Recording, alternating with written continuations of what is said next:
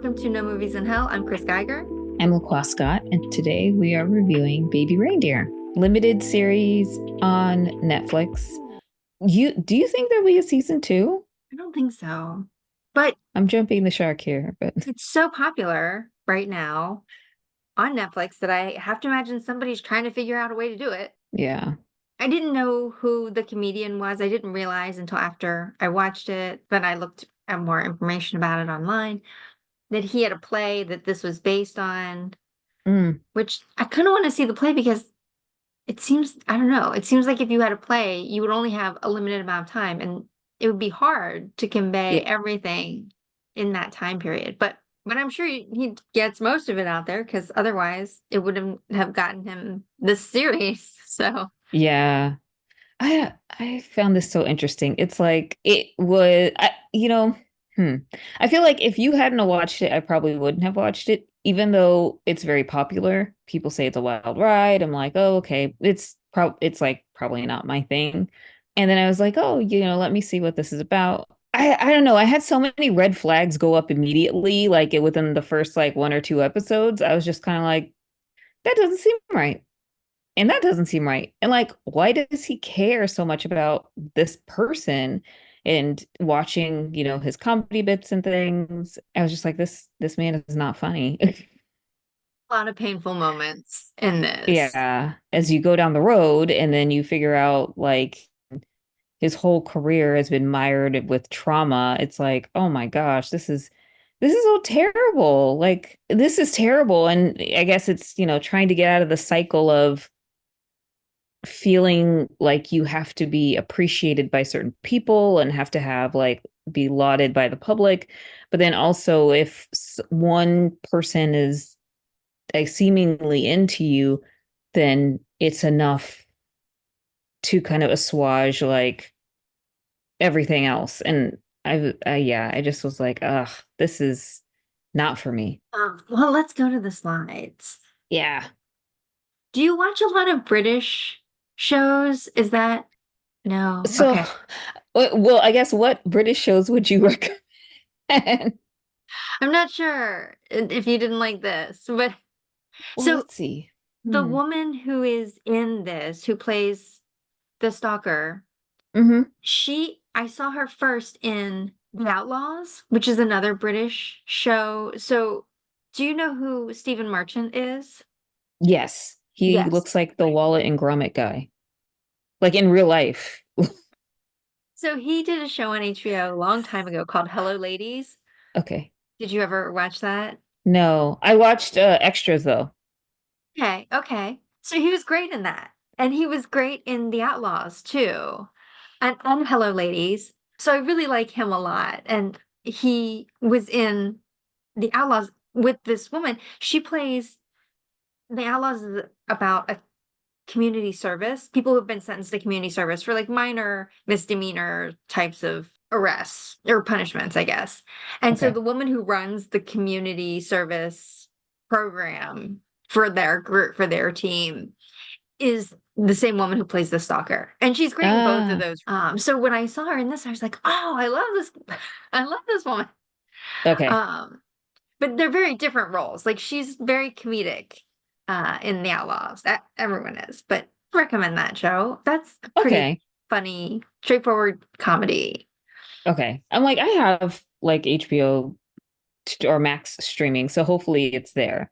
But I feel like the extent to British comedy would be the IT Crowd, which I loved, and is on Netflix, and Extras, which was on I think yeah, it was on HBO. And then everything else is like British comedy, like movies and stuff, the Simon Pegg and Edgar Wright and that stuff. So I feel Now, like there's a oh, go ahead. yeah, there's a lot of stuff that is out of my purview. So I'm pretty sure, yes, these people are very famous that were in this. I maybe recognize like, a person or two. And I was trying to figure out like the soundtrack was just like they had a lot of money, I guess, for the soundtrack because it seemed like they had very popular songs. So I'm like, oh, there's money somewhere in there. Hello Ladies was on HBO, but I think The Outlaws was Amazon Prime. Okay. And then did you watch Fleabag? Oh, I did. I did, and I Okay. didn't like it. You didn't like Fleabag. I just, Wow. yeah, I did not like kind of it was very, I don't know. Yeah, I didn't like it. Yeah. And then what there's the talented Mr. Ripley or Ripley is out now with Andrew Scott. Yeah, I like him. I like him. I liked him in Fleabag. I just didn't like Fleabag. I didn't like, yeah, like she just seemed like a very disturbed person. It's like I didn't find it compelling. Like I don't find like really terrible people compelling characters. Like I don't want to know their narrative whatsoever. Did you ever watch The Idiot Abroad? Sorry. An Idiot Uh, Abroad? maybe I watched like one or two episodes. Okay.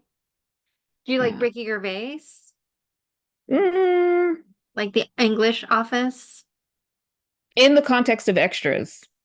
Okay. Okay. But yeah, it's like a different type of humor that's like supposed to be self-deprecating, but then people end up just being mean to other people for absolutely no reason or like for their own self-interest. And it's like, I don't feel like people being mean to further their story is why can't you just be nice to further your story? But So Baby Reindeer, you gave it an average of 20, which is like the dead on average.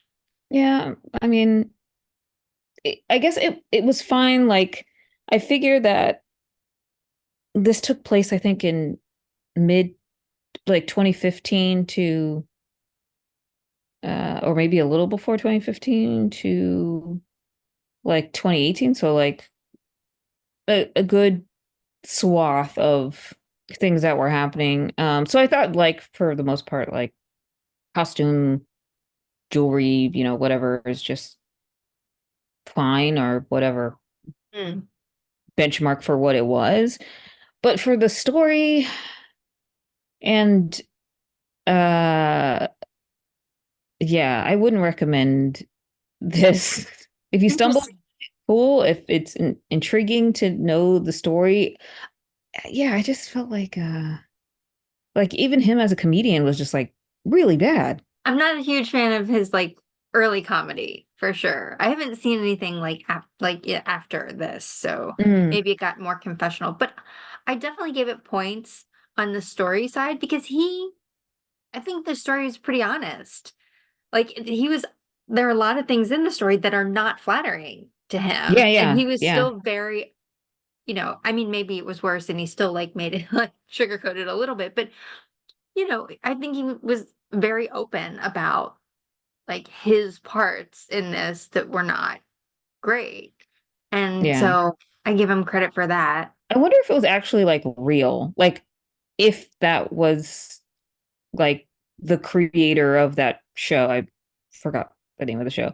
Like if that really happened, and yeah, I guess I haven't looked up beyond watching this if one, this was the actual person, and two, if there was apology or anything else said. I think the only thing I heard after the fact was that the woman who was portrayed as the stalker said that she wanted to tell her side of the story. Yeah, which I would watch that too. So I would give it a 3 because of that. Like I on Rater's Choice. Like I would recommend this to people. I mean, I did recommend it to you. Yes, So you did.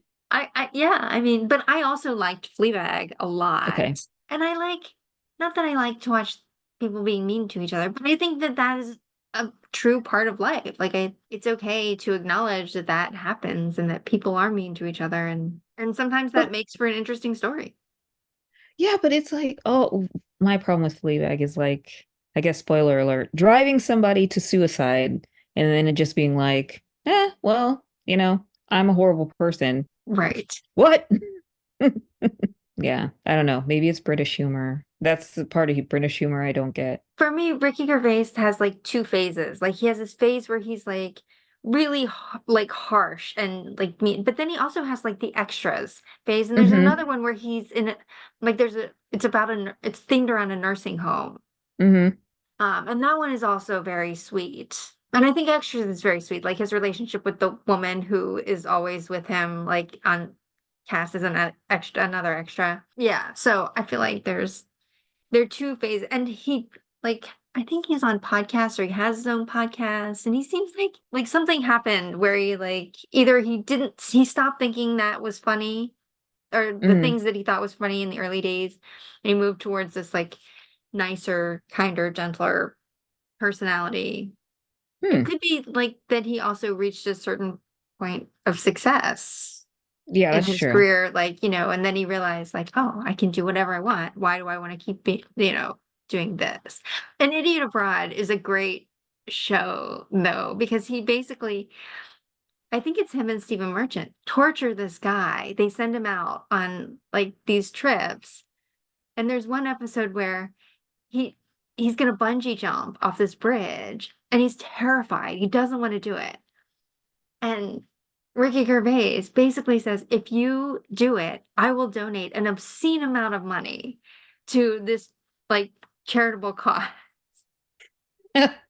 And he So basically manipulation to get forces this him to man. do it, right? Yeah, I think I've seen like a couple episodes of Idiot Abroad. Wow, that yeah, I feel like I haven't seen that in like a very, very long time. Yeah. I don't know if you can watch it anymore. I think it was on Netflix for a while, and that's when I Yeah, think I saw it. I think so too. And maybe, yeah, maybe they pulled it and it's available for rent or something on Amazon Prime. Maybe. What do you have to plug in this episode? Getting ready for summer movie season. So Furiosa is on, it is out this week. I feel like there's a number of different films that have just come and gone, and I'm missing out severely. But yeah, so the next for me would probably be that. Hopefully to see Fall Guy too. It like seems like the alignment in terms of times for me have been off. And plus there's other things that are in the theater that like I mean we've already seen. Like I feel like, I saw the TV Glow is now has like nationwide release. So there's a space there, which is good.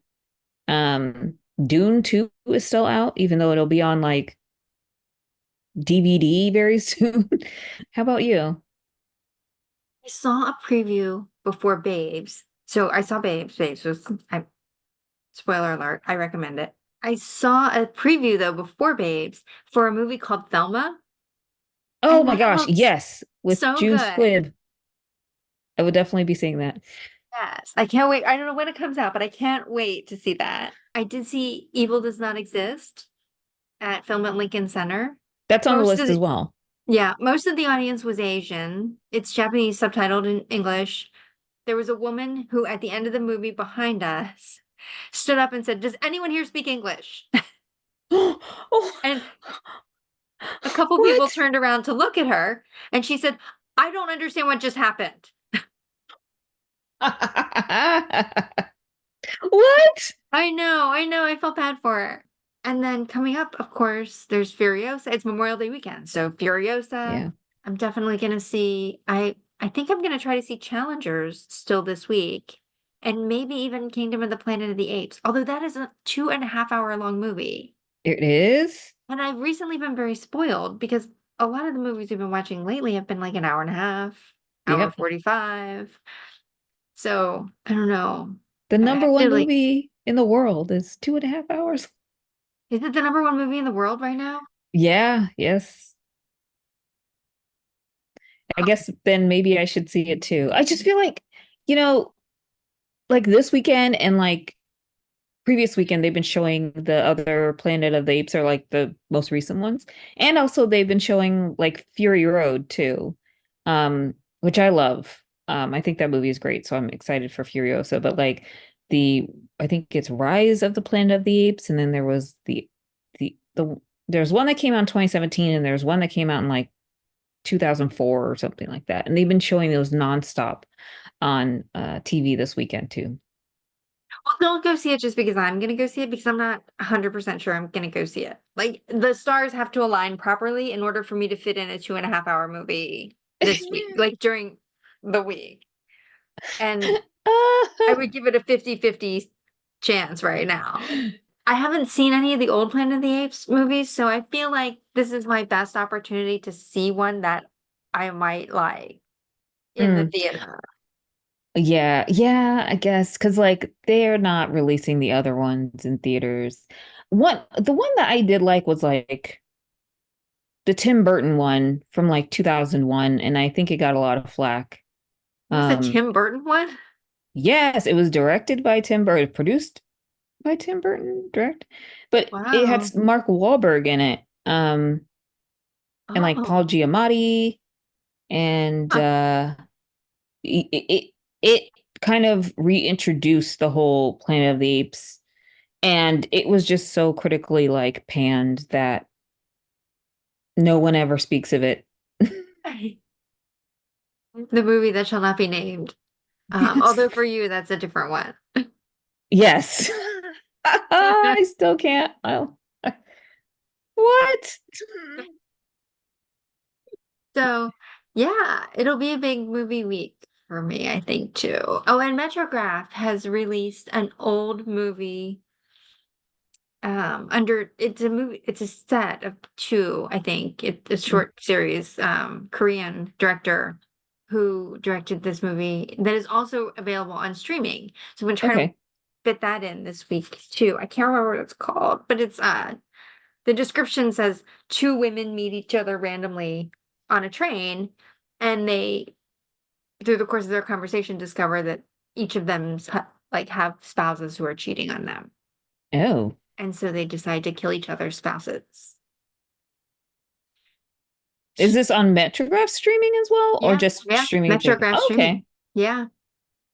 So, and I guess this director has been cited as an inspiration for Park Chan-wook and Bong Joon-ho. So, Nice. Directors we love. yeah, yeah. All right. Well, thanks everyone for watching. Don't forget to like and subscribe, and we'll see you next time. Bye.